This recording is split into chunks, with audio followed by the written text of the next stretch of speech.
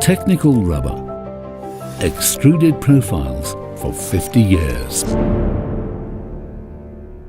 Technical Rubber is the story of Italian success at an international level.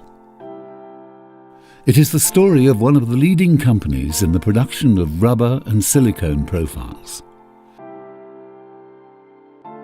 The entire production is carried out in the group's 2 plants on the outskirts of Milan. One of them is dedicated entirely to silicone production as solid and sponge sheetings and rolls. Inside the other plant, there are lines for the simultaneous extrusion of sponge and solid rubber. In a third area, injection presses splice gaskets with glue or heat-through moulding.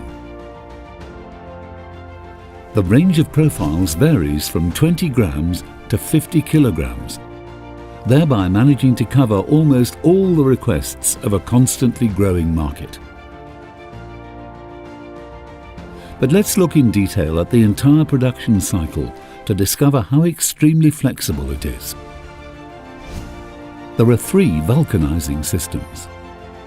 Molten salts in tanks at temperatures that reach 280 degrees.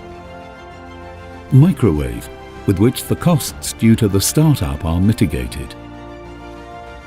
With hot air systems, simple geometries are managed in an extremely productive manner. But the wealth of technical rubber is composed of the more than 10,000 matrices ready to use and with which almost all the shapes are extruded on 13 different lines.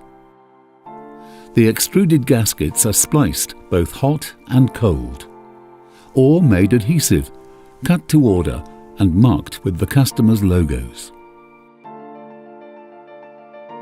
Particular compounds are vulcanized in an autoclave, such as FKM Viton and Vamac, reaching pressures of 4 bar. Lines dedicated to the processing of silicone in variable shapes, colors and densities.